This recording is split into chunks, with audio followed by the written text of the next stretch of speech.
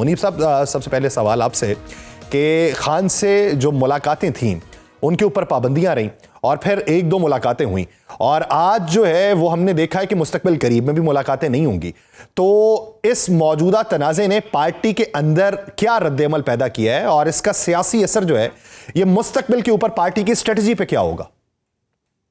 देखिए, इमरान खान साहब से जो बेसिकली इशू है इस वक्त सारा, वो ये कि उसूली तौर पर देखा जाए तो उनसे मुलाकात उनकी फैमिली की भी होनी चाहिए, वुकला की भी होनी चाहिए। और अगर पार्टी के कोई लोग उनसे मिलना चाहते हैं तो अदालत ने अब तो ये एक हुक्म देकर ये राइट क्रिएट किया था, तो इसकी कानूनी जवाज तो ऐसा नहीं है कि जी आप किसी की मुलाकात रोक सके। जो हुकूमत जवाज पेश करती है वो ये है कि जी क्योंकि इमरान खान साहब से मुलाकात के बाद जो एक स्टाल अंगेज गुफ्तगू अंदर होती है जेल के, वो बाहर आती है उनकी हमशीरा के थ्रू, उनके दीगर लोगों के थ्रू, और वो एक सियासी गुफ्तगू का रंग ले लेती है और फिर वो सोशल मीडिया की जीनत बनती है। फिर इमरान खान साहब इंसाइट करते हैं और बहुत लोगों को प्रोवोक करते हैं कि मामलात को सिलसिला जो है वो उस पर किया जाए और मामलात को आगे बढ़ाया जाए। तो वो एक ऐसा इंप्रेशन क्रिएट होता है कि इस्लामाबाद के ऊपर हमला आवर होने के लिए इमरान खान साहब अगर किसी को प्रोवोक कर रहे हैं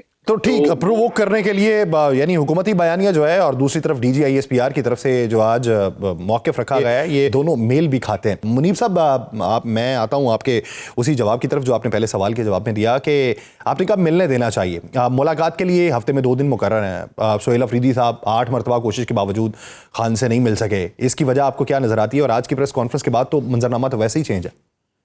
देखिए, खैबर पख्तूनख्वा के वजीर आला जो है सोहेल अफरीदी साहब, उनकी मुलाकात ना होने की वजह बेसिकली ये है कि एक तो यही जो जवाब पेश किया जाता है कि खान साहब उन्हें कोई इंस्ट्रक्शंस देंगे, फिर वो एक बलवा क्रिएट होगा, वो इस्लामाबाद पर जैसे गंडापुर साहब के वक्त हुआ कि वो एक चढ़ाई करने का सिलसिला शुरू हो जाता है, तो खान साहब की प्रोवोकेशन के ऊपर या उनकी हिदायत के ऊपर वो आने लग पड़ेंगे या अटेम्प्ट करने की कोशिश करेंगे।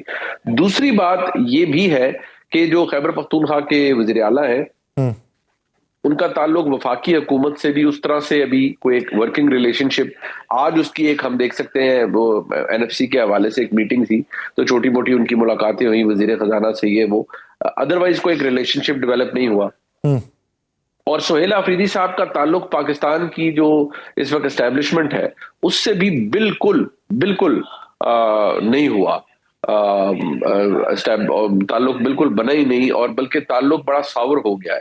और अच्छा, आप जो कहते हैं हवाले से मेरा सवाल ये है कि खान की जो ट्वीट थी जिसके ऊपर DGISPR ने भी प्रेस ब्रीफिंग का तज़किरा किया, तो सख्त जुबान थी खान की भी और सख्त जवाब भी आया। अब हमने इसके असरात वो तो देख लिए जो इदारे ने वज़ा किए हैं, इसके सियासी असरात क्या हो सकते हैं?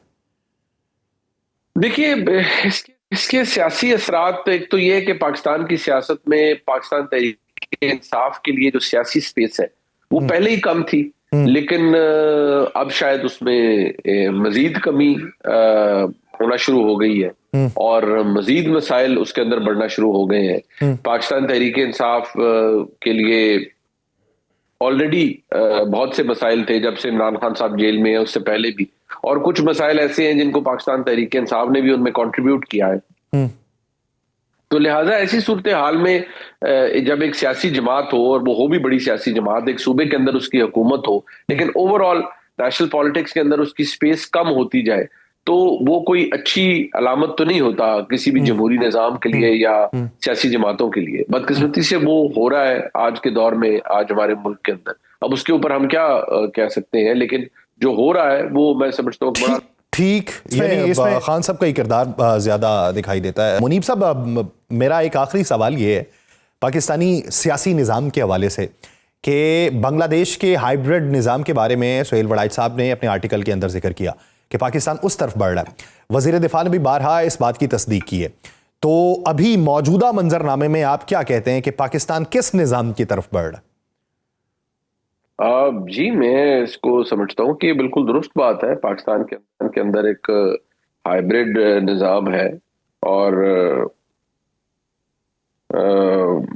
मसला ये है कि जो आप हालात देख रहे हैं वो उसमें एक वो सूबाई एक जो वफाकी वज़ीर दिफा है, उन्होंने कह दिया कि ये एक हाइब्रिड निज़ाम है, लेकिन जिस तरह से the way it all works, ये हाइब्रिड निज़ाम तो है।